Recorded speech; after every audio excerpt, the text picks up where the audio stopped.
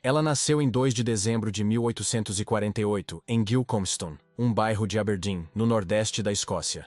Veio ao mundo sem posses, numa casa apertada onde a dureza do cotidiano se misturava com a fé simples. O pai, sapateiro, lutava com o alcoolismo. A mãe, piedosa e constante, mantinha a Bíblia aberta como quem abre janelas para um horizonte maior do que as ruas estreitas do bairro. Antes que a infância terminasse, a família precisou deixar Aberdeen e seguir para Dundee, em meados do fim da década de 1850, quando Mary tinha por volta de 11 anos. Dundee era uma cidade industrial em expansão, e as fiações de juta engoliam horas de luz e de vida. Mary entrou no moinho da Baxter Brothers e conheceu o ruído das máquinas que não descansam, o cheiro de óleo misturado ao pó, as mãos feridas pela repetição. Aprendeu a dividir o dia entre o trabalho e a escola do próprio moinho, aproveitando cada uma das poucas horas de estudo como se fossem pão. A pobreza não se disfarçava, mas havia no lar uma reserva de esperança. A palavra lida pela mãe, as orações sussurradas antes de dormir, as notícias de revistas missionárias que falavam de povos e línguas distantes. Naquelas páginas, o coração da menina começou a sentir um chamado que ainda não tinha forma, mas já tinha direção. Dundee não era apenas cenário de sobrevivência, tornou-se também o primeiro campo missionário de Mary. Perto da Wishart Church, nas vielas úmidas do Quarry Pond, ela se dispôs a ensinar crianças de rua e a conduzir uma classe bíblica que enfrentava zombaria e violência. Algumas noites, grupos de rapazes, os Roughs, tentavam intimidá-la, batendo nas janelas, fazendo barulho, tentando dispersar a turma. Ela ficou. Em vez de recuar, firmou a voz, convidou-os a entrar, repetiu as histórias de Jesus com calma, e em pouco tempo, alguns daqueles rapazes apareceram sentados no chão, ouvindo. Foi ali que aprendeu, na prática, o segredo que marcaria toda a sua vida. Quando a palavra vai à frente e a oração sustenta, portas fechadas cedem. Nesse beco, sem títulos, sem púlpito, Mary aprendeu a ver no rosto de cada criança a imagem de Deus, e a falar com firmeza e ternura, como quem sabe que dignidade não depende de endereço. Em 1873, a notícia da morte de David Livingstone percorreu a Escócia como um badalar que convocava os que ouviam para algo além de si mesmos. Mary leu, chorou e ponderou. Tinha o quê? Mãos calejadas, pouca instrução formal, saúde frágil por causa do ritmo das fábricas, uma fé vigorosa que a sustentara até ali. Tinha, acima de tudo, uma convicção que amadurecera nos bancos da igreja e nos becos de Dundee. Obedecer é melhor do que calcular.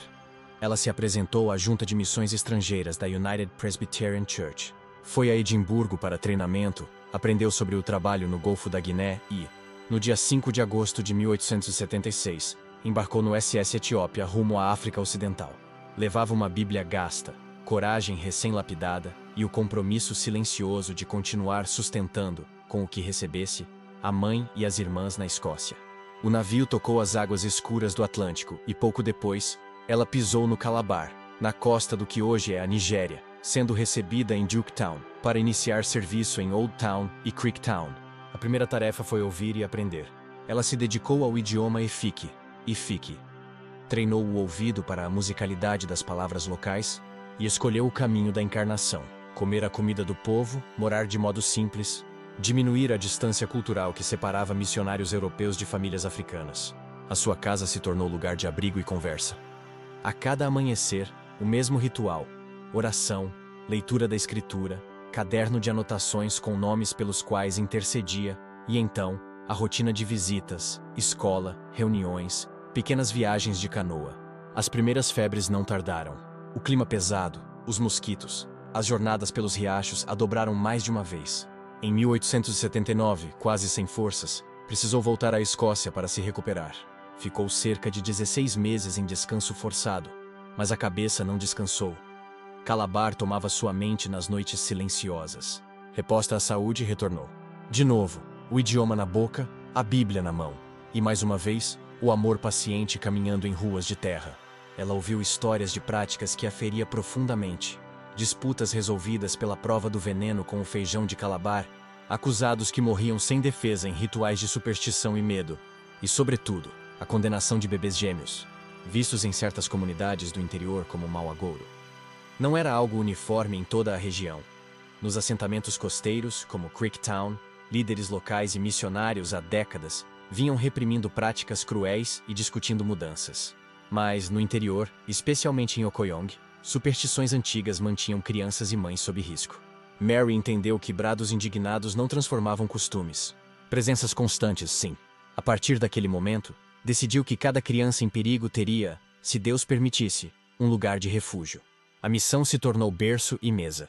Ela acolhia os bebês condenados ao arbusto, dava leite, calor e nome, e com a mesma mão que ninava, abria as escrituras para dizer que toda vida é dom de Deus, que nenhum nascimento é maldição, que filhos não são presságios, são promessas. Os anos adensaram sua coragem. Em agosto de 1888, quando muitos ainda viam Okoyong como uma região inóspita e difícil, Mary entendeu que era hora de subir para o interior. Ela foi. Instalou-se primeiro em Ekenje e depois também em Akpap Okoyong, com a mesma simplicidade teimosa, roupas gastas, humor que desarmava, a Bíblia sempre pronta. Aprendeu os códigos de respeito, sentou-se nos palavers, as assembleias comunitárias, para ouvir disputas e mediar conflitos, sem impor de fora, mas insistindo que justiça e misericórdia podem caminhar juntas. Alguns a chamaram de a Branca de Okoyong, e com o tempo, títulos afetivos nasceram, como Obongawan Okoyong, e expressões de carinho como Ekakapuk Pru Owo, Mãe de Todos. Nada disso indicava trono, indicava serviço. Ela caminhava com as crianças nos braços, com as mulheres às quais chamava pelo nome, com os chefes que a procuravam para uma palavra ponderada, com os catequistas e cristãos locais com quem orava. Okoyong tornou-se casa, e casa se torna escola de santidade quando a oração e a palavra não saem da mesa. Não foi um trabalho isolado, e ela o sabia. Havia missionários que haviam semeado antes. Havia líderes africanos corajosos que questionavam tradições destrutivas. Havia uma comunidade cristã que crescia. No entanto, em Okoyong, Mary assumiu um lugar singular.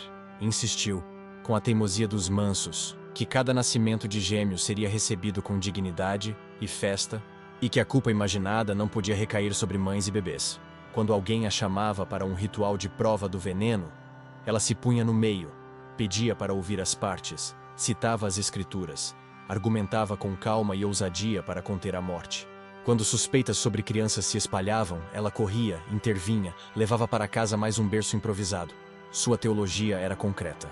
Evangelho com leite e remédio, evangelho com reconciliação e abraço, evangelho que entra em casa e muda como as pessoas se enxergam. As febres seguiram reaparecendo, como ondas que tentam às vezes arrastar de volta quem caminha contra a corrente. Mary voltou mais de uma vez para se recuperar, mas cada retorno à Escócia era semente de novo avanço. Pedia orações, encorajava outros e voltava. Nas cartas, às vezes confessava a solidão e o cansaço. Em outras, contava sobre orações respondidas no mesmo dia, na mesma hora, como se Deus seguisse escrevendo com ela a narrativa. A frase que atravessa suas cartas: "Minha vida é um longo, diário, hora a hora registro de orações respondidas", não foi escrita para soar bonita. Foi escrita como quem assina um fato. O método era invariável: joelhos dobrados antes de sair, escritura aberta como bússola, passos pequenos, constância. Em 1891, um afeto novo surgiu. Um jovem professor missionário do Hope Waddell Institute em Duketown, Charles Watt Morrison, pediu-lhe a mão. O noivado começou com a condição inegociável de Mary. O chamado dela a mantinha no interior, e ela não deixaria Okoyong. O conselho missionário não aprovou a transferência dele para acompanhá-la, e a saúde do rapaz também não favorecia. Em silêncio, com tristeza mansa, ela desfaz o compromisso. Não por desprezo ao casamento, mas por fidelidade ao caminho já iluminado. Seguiu com os filhos que Deus lhe confiava, com as mulheres que chamavam por socorro, com a mesma rotina de oração, palavra e passos de barro. No início da década de 1890, a autoridade colonial, percebendo o respeito que a presença de Mary conquistara e a sua capacidade de mediar conflitos e pacificar disputas, investiu-a de responsabilidades cívico-judiciais na região. As fontes não são unânimes quanto ao título exato usado à época. Alguns registros falam em agente consular, outros em vice-cônsul, outros ainda descrevem funções de oficial judicial junto a instâncias locais. Mas o sentido é claro. Pediam-lhe que presidisse questões delicadas, que ajudasse a conter vinganças, que encaminhasse sentenças mais justas. A partir daí, a linha entre missão e serviço civil tornou-se, para ela, apenas mais um lugar de obediência. Autoridade em seus lábios nunca significou espetáculo. significou abrigo para os vulneráveis. Em 1905, essa confiança pública se consolidou no papel. Mary foi nomeada vice-presidente do Native Court de Ikotobong e ali, por um período, contribuiu formalmente para que a justiça caminhasse com misericórdia, freando punições sumárias e promovendo reconciliação. Enquanto isso, a obra se expandia. Em 1902, ela iniciou viagens e ensino ao longo do Anion Creek. Em 1903, deu os primeiros passos em Itu e em 1904 estabeleceu o trabalho ali, abrindo mais uma frente de evangelho para dentro. Em 1905, além da função no Tribunal Nativo, seguiu fortalecendo a rede de escolas e classes bíblicas. Em 1908, abriu uma casa para mulheres e meninas em Use, oferecendo acolhimento e formação num tempo em que muitas estavam à margem da proteção comunitária. Em 1909, retirou-se das funções judiciais para concentrar energia nas frentes missionárias. Em 1910, já iniciava o trabalho em Iquipe, e em 1913, recebeu uma distinção honorária da Ordem de São João, reconhecimento que ela transformou em mais um motivo para agradecer, e não em pedestal para si. O corpo cobrava o preço. As pernas, antes ligeiras, fraquejavam. Quando a cabeça latejava e os músculos se negavam a caminhar, amigos e auxiliares empurravam um carrinho simples por trilhas de poeira para que ela alcançasse mais uma aldeia. A cena podia parecer absurda. Uma mulher pálida, magra, com filhos ao redor, sendo levada num improviso para mediar uma briga, visitar uma mãe em resguardo, buscar uma criança em risco. Mas era assim que ela entendia a fidelidade. Enquanto houvesse fôlego, haveria caminho. Não era obstinação seca, era certeza de chamada regada pelo hábito da oração. Se alguém perguntasse como suportava, diria o que tantas vezes escreveu. Ela não guardava a obra, Deus guardava. A história da transformação de costumes em Okoyong, especialmente quanto às crianças gêmeas, não pode ser contada com triunfalismo simplista. Mary jamais reivindicou para si um feito exclusivo. Em partes do Calabar costeiro, líderes como Eyal Honesty II e outros, ainda ao longo do século XIX, já haviam trabalhado para coibir sacrifícios e práticas violentas. O que se passou, sob a graça de Deus, foi uma teia de esforços. Ensino bíblico consistente, coragem pastoral de cristãos locais, escuta e persuasão em assembleias, medidas judiciais mais humanas e, claro, a presença incansável de quem se colocou entre a morte e o berço. Em Okoyong, nessa junção específica de fatores, Mary foi decisiva, por anos, para resgatar vidas e ajudar a mudar o olhar da comunidade. Ela não levou adiante um programa raro e distante. Teceu com muitos uma alternativa cotidiana. Crianças sobrevivendo, mães abraçadas, vizinhos aprendendo a festejar o que antes temiam. A vida espiritual sustentava tudo isso. Mary tratava a oração como trabalho e descanso, como ferramenta e alimento. Pedia direção para cada decisão, intercedia por pessoas com nomes e histórias, voltava às escrituras como quem volta para casa. As narrativas mais marcantes da sua caminhada não estão cercadas de trombetas, mas de silêncios cheios de Deus. Uma reconciliação que parecia impossível e se fez. Uma noite de febre que cedeu. Uma criança com o choro fraco que começou a mamar. Uma autoridade que aceitou moderar uma pena. Um catequista que se levantou com nova coragem. Em cartas, ela registrava o modo como o céu parecia, às vezes, mais próximo do que a própria Grã-Bretanha. Nessa intimidade, ela não aconteceu uma heroína de aço. Aconteceu uma serva com cicatrizes e alegrias, sustentada por aquele a quem servia. Havia também perdas, despedidas de quem partia em meio às febres, projetos que não avançavam, acusações injustas de uns, mal-entendidos de outros. Houve dias de aridez. Nessas horas, a disciplina aprendida em Dundee se revelou tesouro. Levantar, ler, orar, dar um passo, depois outro. Não havia como negociar com a dor, mas havia como atravessá-la.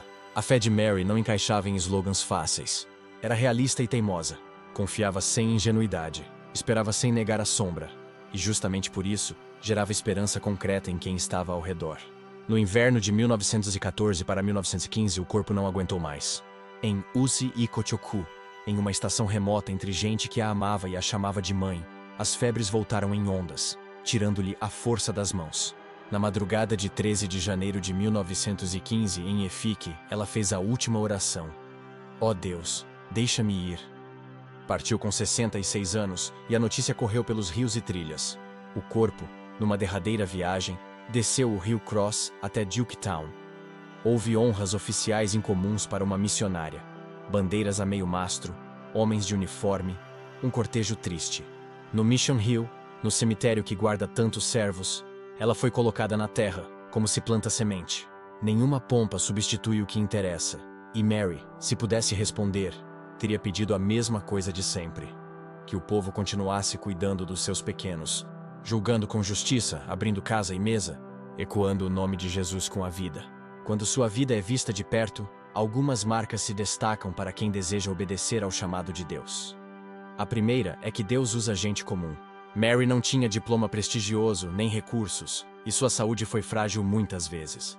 O que ela tinha era uma disciplina, oração e palavra, dia após dia, até que a coragem brotasse e a vontade se alinhasse ao querer de Deus. O segredo não estava numa bravura que nasce do temperamento, mas na confiança que nasce do encontro. Ela entrava nos dias pela porta da oração e atravessava as horas com a escritura acesa por dentro. A segunda marca é a encarnação. Ela escolheu aprender a língua, sentar-se onde o povo se sentava, ouvir antes de falar, conquistar o direito de ser ouvida pelo caminho do respeito. A terceira é a perseverança. Quando as febres voltavam, ela voltava também, reconstruindo a rotina com passos pequenos e fiéis. A quarta é a integridade. Quando lideram funções cívico-judiciais, não se deixou seduzir por cenários de poder. Manteve a autoridade como serviço, usando cada oportunidade para proteger os fracos e frear violências. Há no coração dessa história um apelo que atravessa o tempo. O chamado de Deus tem rosto e endereço. Nem todos cruzarão oceanos. Muitos são chamados para ruas e salas de aula, cozinhas comunitárias e conselhos tutelares, oficinas e escritórios. Mas, onde quer que seja, a vocação cristã tem um eixo claro: oração e palavra sustentando passos concretos de amor. Quando alguém decide mediar reconciliações à luz da justiça de Deus, a vingança perde força. Quando uma família decide receber cada filho como dom, a cultura do medo cede. Quando uma igreja decide ser casa para as crianças que ninguém quer, o abandono é confrontado. Em Okoyong, isso se fez de modo visível. Mas o reino avança assim, silenciosamente, em qualquer terra, quando servos e servas dizem sim. Se alguém ao ouvir pensa, mas sou só uma pessoa, não tenho meios, não tenho talento, que olhe de novo para essa biografia.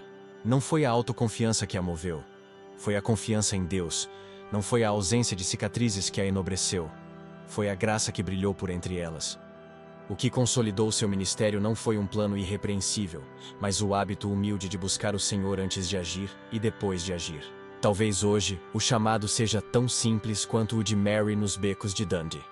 Ensinar uma criança, abrir a Bíblia com uma vizinha, impedir, com presença e palavra, que uma injustiça aconteça no quarteirão. Talvez amanhã seja dar um passo maior. Em qualquer caso, o caminho é o mesmo. Ore, mergulhe na palavra, obedeça e ande. Deus cuida das curvas e fornece o que falta no meio da estrada.